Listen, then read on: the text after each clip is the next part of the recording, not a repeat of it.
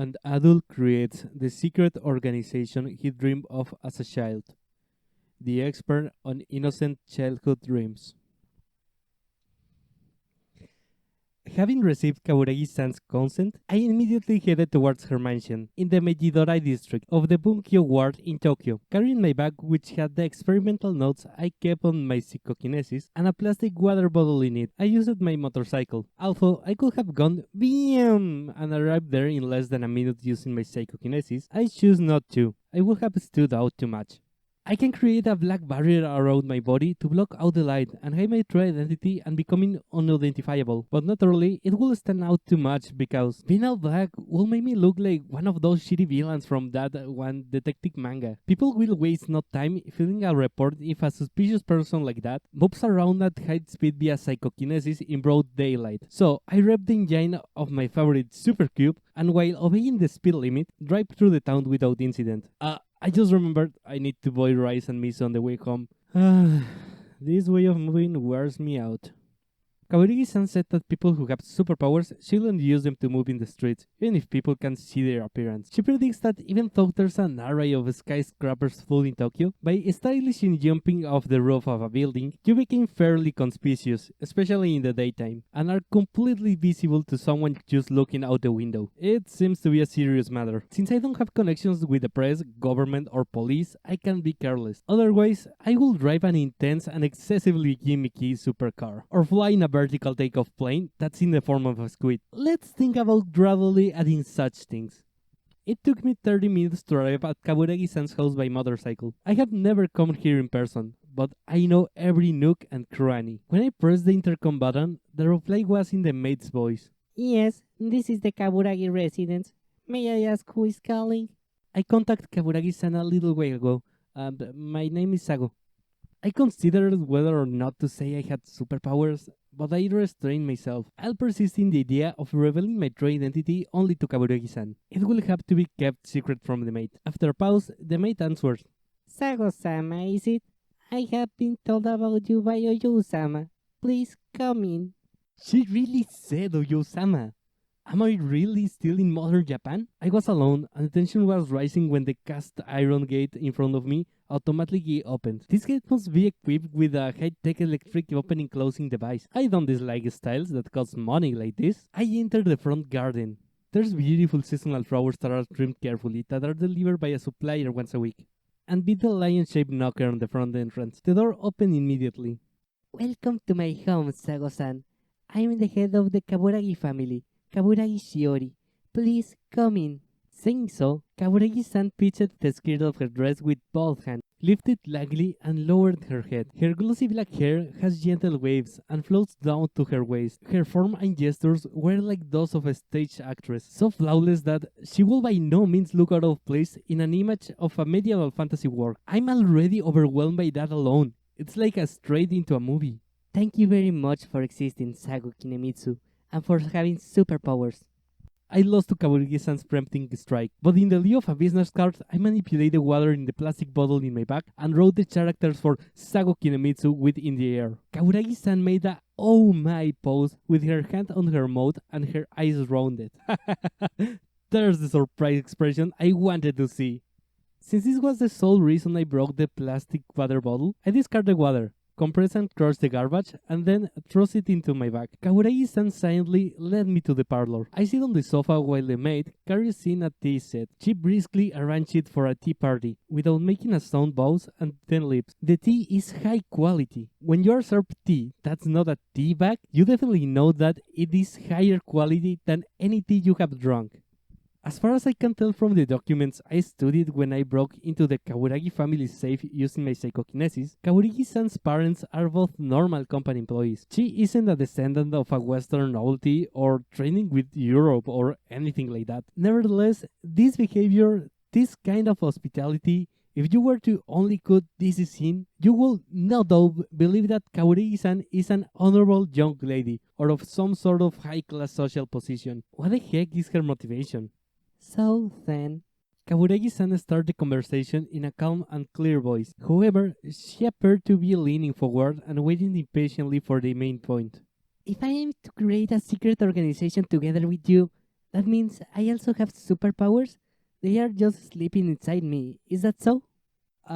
You probably don't have any superpowers sleeping inside you. Kaburigi-san's face quickly wilted. Such a beautiful woman making that sort of face hurts my heart. I'm sorry for getting your hopes up, but that is not the case. So, why on earth are you inviting me? Certainly, it's not because I'm rich, is it? Uh, um, it's because you're rich. I'm sorry. Eh? Kaburagi-san was baffled. To be honest, it was extremely awkward. Expecting the curtain to open on a dazzling drama about having superpowers, hearing "Money please" sinks such ideas into the ground and brings back reality. I'm really sorry. I subsequently apologized and then explained everything. The whole story from the awakening of my psychokinesis to now. I also showed her the 15 volumes of psychokinesis training notes I was carrying in my bag. It was a long story, but thankfully Kaburagi-san listened without interrupting, only quietly making comprehending sounds. Sagos and feelings, I understand them very well. I was thoroughly tired of talking and taking a short break while drinking my now cold tea, when Kaburagi-san very deeply bowed her head in assent. Although I was the only one talking, deep empathy and a sense of unity were certainly developing between me and Kaburagi-san. We were able to talk casually. We also naturally dropped the honorifics. It even felt like being with a friend I had known for many years. Neither one of us should have telepathic abilities, but Kaburigi-san firmly believed our thoughts were being transmitted to each other. I wanted to become a princess of a magical castle by all means when I was an elementary school student. I kept it a secret from my parents, and steadily kept at it, you know. Uh, in elementary school, boys at that age usually want to be heroes from some scent, I think. I wanted to be Godzilla. It's a period of life when such things can be helped, so I fully understand her feelings. What fate! Now I have become someone whose superpowers are more than enough to crush and easily defeat Godzilla. I can also disable his heat rays. And because I continued to trying to get results, I grew into the adult you see before you. After amassing plenty of wealth, I built a castle, both a noble title, and even considered having the old woman call me Hime-sama. What? What the? That's too aggressive, Kaburagi-san. This person, she's lived until now feeling like that? I see. By following her desires as an adult, that's how her skills became so compatible. This individual is serious. I want to become a princess. She doesn't want just one person. She wants to have the whole world call her that. I admire her with all my heart. Kaburagi-san is really amazing. I don't feel like I can win. I think that it will be good if you can persevere though, but Sago-san is also considerably amazing, I think. You were able to keep it a secret and train for no real reason. How do I say this? It's a pure way of saying it, but it's so unusual that it's amazing. Really? Oh, wow.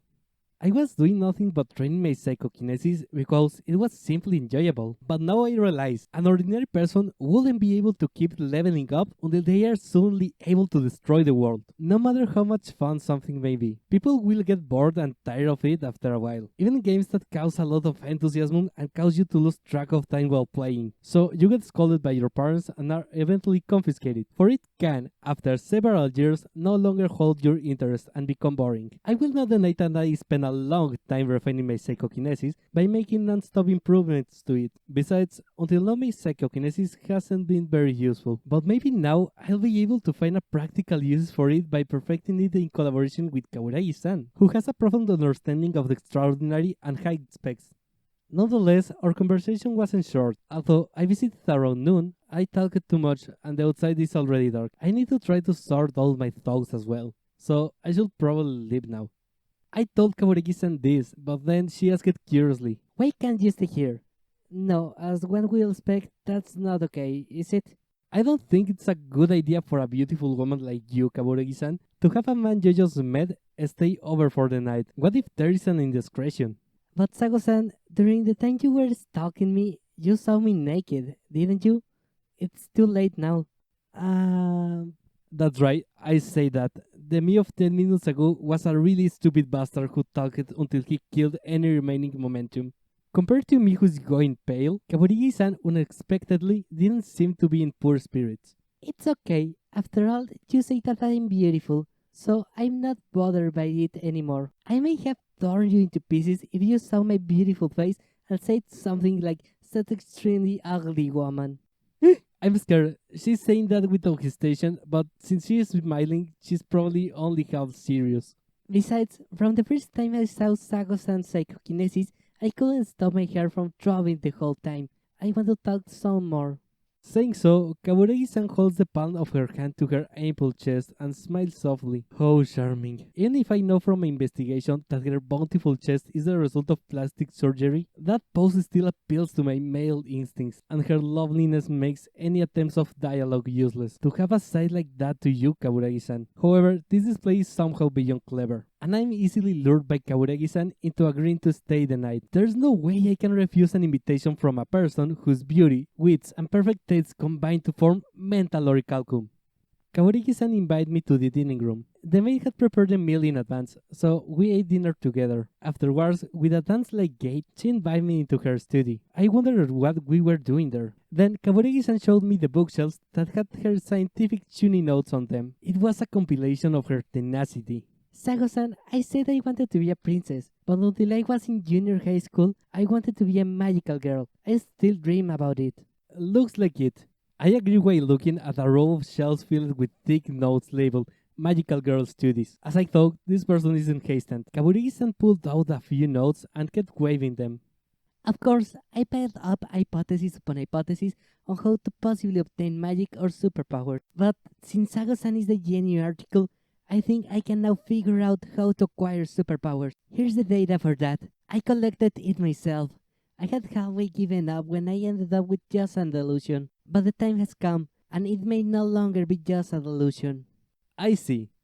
From getting to know Kaburagi-san, my interest, which was already stimulated, has become even more aroused. It doesn't mean that I didn't think about the conditions for obtaining superpowers myself, but I already had superpowers. So rather than thinking about the requirements for awakening and obtaining them and so on, I became engrossed in training my psychokinesis. Since she doesn't have superpowers or magic, Kaburagi-san has been peeling off study after precise study, hoping to make a breakthrough. If you know the method for obtaining superpowers, you immediately get that much closer to a superpower secret organization.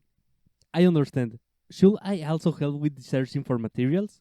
I have the sample data. Sago-san, could you please answer some questions for me? Indeed, that seems better. When I nodded, Kaburagi-san started the interview immediately. Well, first of all, that's right. When your psychokinesis awakened, was there a revelation? Revelation? Hearing the voice of God, seeing strangely shaped marks on your skin, that sort of thing. Oh, no, never. When I answered, Kaburagi-san moved to the next bookshelf. Did you visit pyramids or Stonehenge before your psychokinesis awakened? No, Do you have the ability to sense the supernatural? no. Also, experiencing being spirited away or abduction? Probably not, right? As you say. She stopped her fingers that had been running along the shelves at the third row from the top. Your bloodline? My maternal ancestors are farmers. We can trace our history all the way to the Edo period. I don't know my parental ancestors that well, but my grandfather and great-grandfather did own a liquor store, but it crashed when I was little. So normal. Your psychokinesis grows the more you use it, right? That's it. Currently, there doesn't seem to be any sort of growth limit. Using psychokinesis can make you feel tired. The symptoms recur naturally over time. Yes. The hand that was moving slowly over the third shelf pulled out a note. Oi oi, she didn't really hypothesize about the existence of someone with superpowers like mine, right? Any experience with your psychokinesis going out of control or otherwise not working as intended? Not even once. When practicing your psychokinesis for a long period of time, your psychokinesis doesn't become weaker? I guess it's like that. In the first place, I've never used my psychokinesis for a long period of time, and even now, I have never experienced my psychokinesis weakening. Finally, Kaburagi-san's hand stopped turning the pages, and she pointed at a page that had numerical formulas and various graphs and diagrams hastily scrawled in the corners. Then this, possibilities for an original source of superpowers. In Sago-san's case, the Telgi muscle. That ability can transplant superpowers. With this, it's highly likely that you can distribute superpowers to others. Seriously, I can transplant superpowers? If you enjoyed this video, Thank you very much.